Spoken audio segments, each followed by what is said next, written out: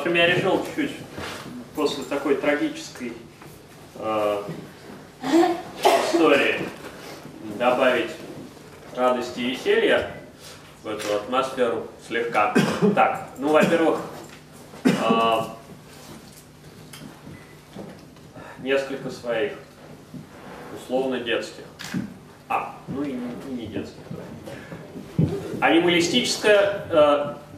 Анималистический, эротический, минималистический текст. Бык и коровка. Рассказывать, правда, неловко.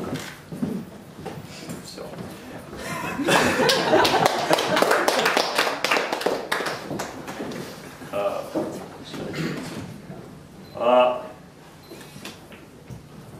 Следующий текст не пропагандирует гомоэротику. Прошу это учесть. Между Лимпопо и Нилом гамадрилка бродит с гамадрилом. Гамадрил зовет ее Милочка, называет моя гамадрилочка.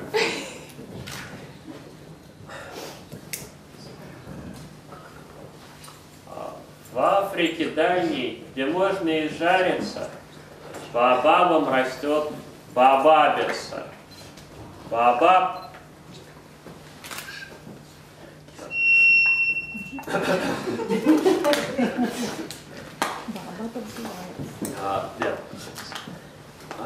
Бабаб, и сияя от счастья, как лампочка, бабаб шелестит. Бабабочка.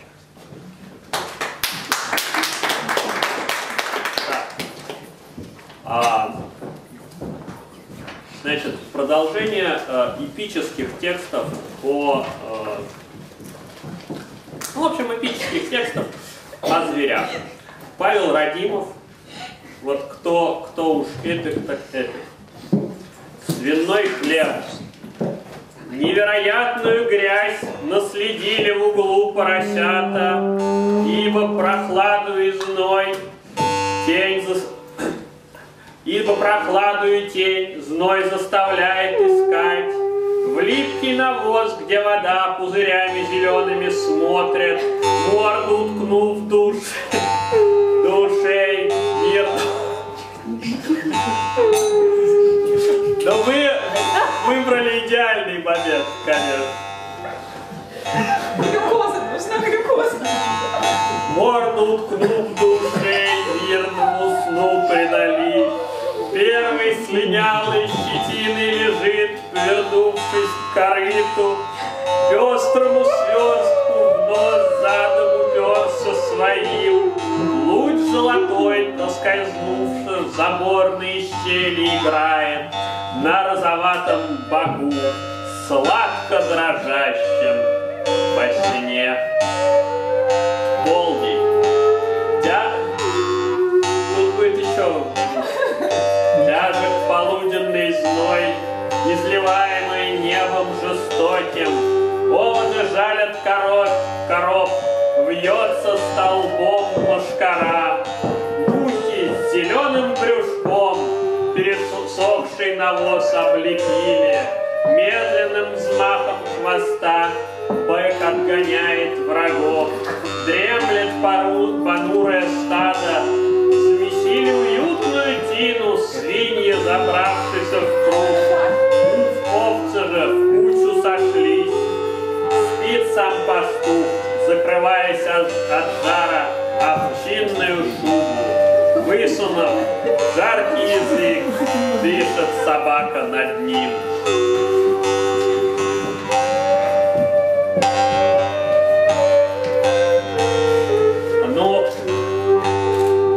Заболоцкий был фрагмент из Олейникова.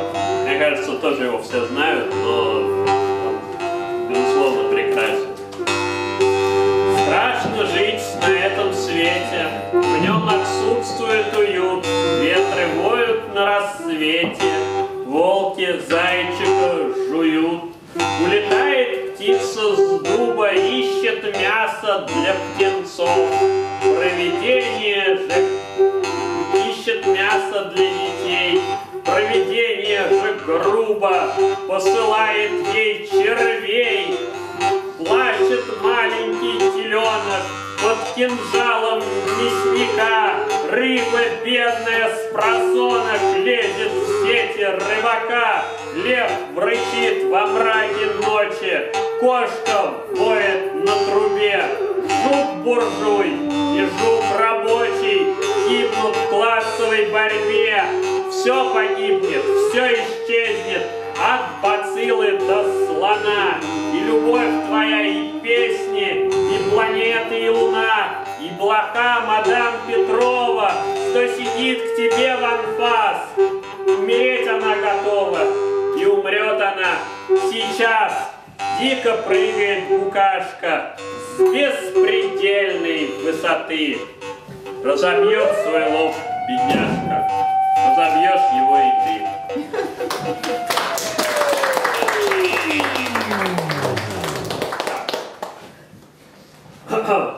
У меня еще есть несколько фрагментов, которые я заготовил. Далее идет Корней Чуковский. Вообще, конечно, надо было зачитать его целиком, поскольку он, это поэма «Крокодил», поскольку он, безусловно, прекрасен, но ограничится.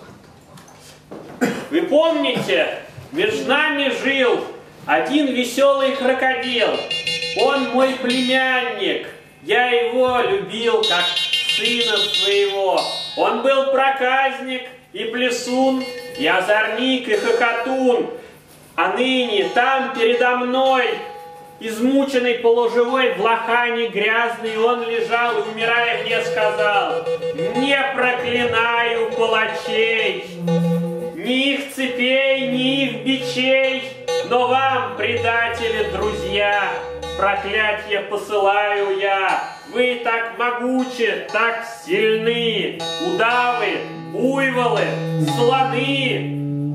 Мы каждый день и каждый час из наших тюрем звали вас и ждали, верили, что вот освобождение придет, что вы нахлынете сюда, чтобы разрушить навсегда людские злые города, где наши братья и сыны неволе жить обречены.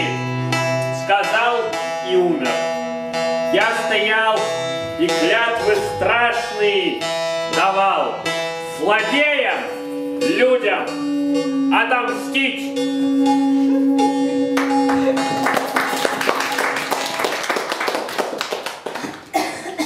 И 18 век, опять же, к нему и возвращаемся. Кузнечик, дорогой, коль много ты блажен, коль больше пред людьми ты счастьем одарен, препровождаешь жизнь меж мягкую травой и наслаждаешься медвяную росою, хотя у многих ты в глазах ничтожна тварь, но в самой истине ты перед нами царь, ты ангел во плоти, и лучше ты бесплотен, порхаешь и поешь, свободен, беззаботен, что видишь, все твое, всегда в своем дому, не просишь ни о чем, не должен никому. Так, ну и последнее авторское. Люблю я кровь в начале мая, и в середине, и в конце, поскольку мухою являюсь. ЦЦ. Так.